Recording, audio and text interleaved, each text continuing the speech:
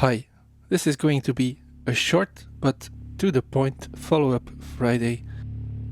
Partly because, well, once again Joran demonstrated something with a module that I do not have. He showed how to saturate a signal with mix 3. I don't have a mix 3, so I cannot show you that, nor can I elaborate on the patches. But once again, it got me thinking about how can I do something with saturation that might be not something that you have tried already. And then I thought of using Fold 6 just as a saturator instead of a wave folder. Another reason that this is going to be a shorter video is because it's well past my bedtime, but I just made this patch and it's all in tune, so I want to record it straight away. Let me first remove a few things to be able to show you what I did here. Let's mute.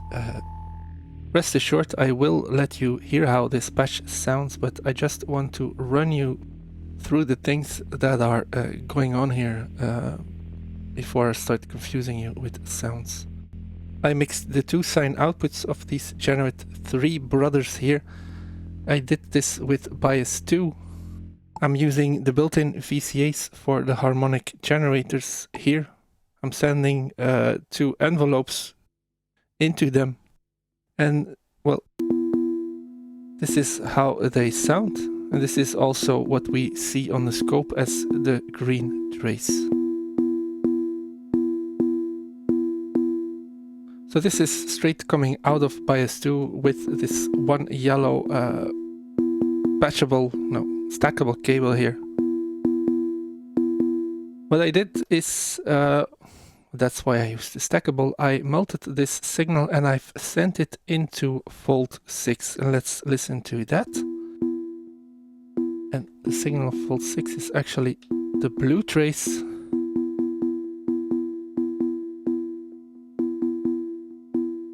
And it might be a little bit hard to see, but it doesn't matter that much. You can see that the blue trace, which is the wave folder output, is, well, it's just a sine, and it's not being wave folded.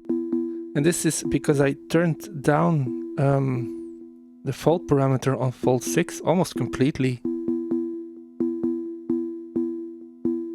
Now when you turn it down completely, there will be no sound going through, so you really need to be gentle with this. Because as soon as you turn it up, you'll start hearing that lovely wave folding sound. And by the way, we're just listening to the output of the wave folder right now. I muted the original signal. So by turning down the fold parameter, you can get the output of Fold 6 to be, well, really clean. And that's why I also used this weird diagonal display here on data. And what this is showing us is the relationship between 2 signals. In this case, I'm using the original signal, which is the input of the wave folder for the horizontal movement, and I'm using the output of the wave folder for the vertical movement. And as long as this is a straight line, you're getting a linear relationship between what's going in and what's going out. The reason it's not a perfect 45-degree diagonal is because the output of the wave folder is actually a little bit lower than what's going in. But, well, it's not completely straight, but straight enough. You'll see when I turn up the fold parameter that we get a completely different shape. And, well, I heard the delaying there, so let's mute the reverb and the delay.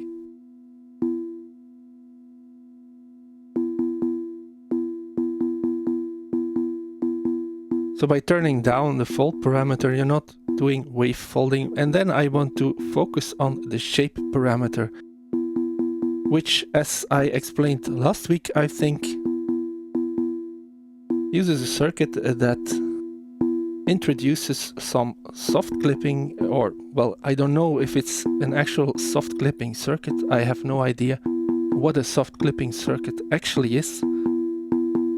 But what this feature does for us is it's rounding off the wave, and it's, well, as far as I can tell, it's pretty identical to having soft clipping or saturation of our sound.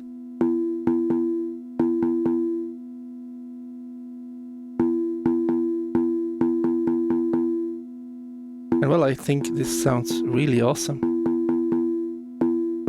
especially when we start bringing in some melodic information into this patch. So let's patch up these outputs of step 8. I'm using step 8 as a shift register. It's analyzing a sequence and distributing the pitch CV to these two generate 3s.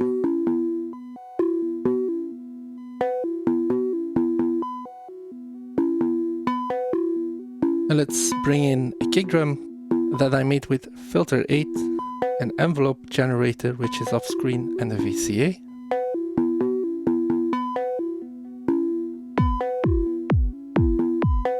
I think you'll agree that this kick drum sounds really ace.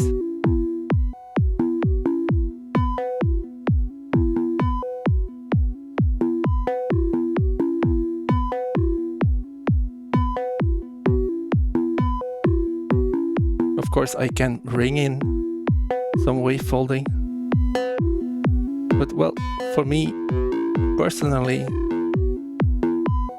I like it when it's just, well, yeah, rounding off the edges. I can show on the regular display what this is doing, and you might be able to make out that the blue trace, which is the output of the wave folder, has slightly squared off. It's not really squared off, but it's trying to be squared off. It's rounded off, really.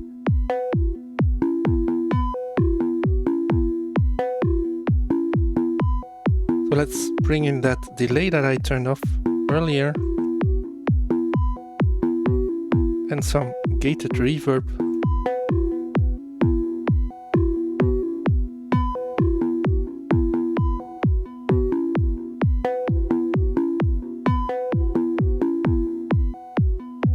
And I actually made a bass with orbit 3, and I think it sounds lovely.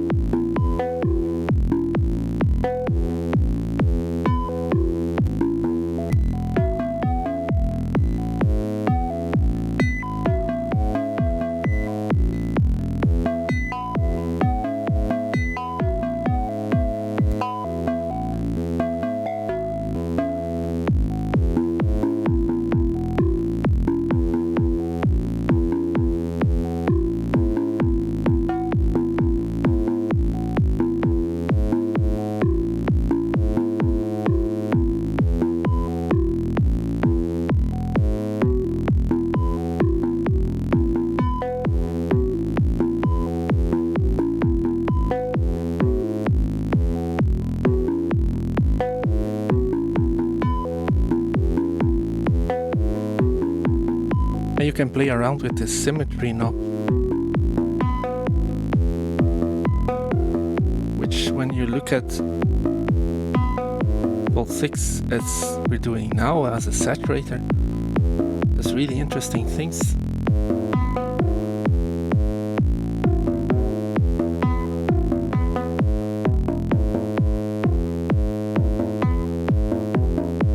And well, this is just using the XY display function of data. You have this function on the smaller zero scope as well. So don't all head out to purchase a data. I think data is a really useful tool to have. But in my experience, as long as you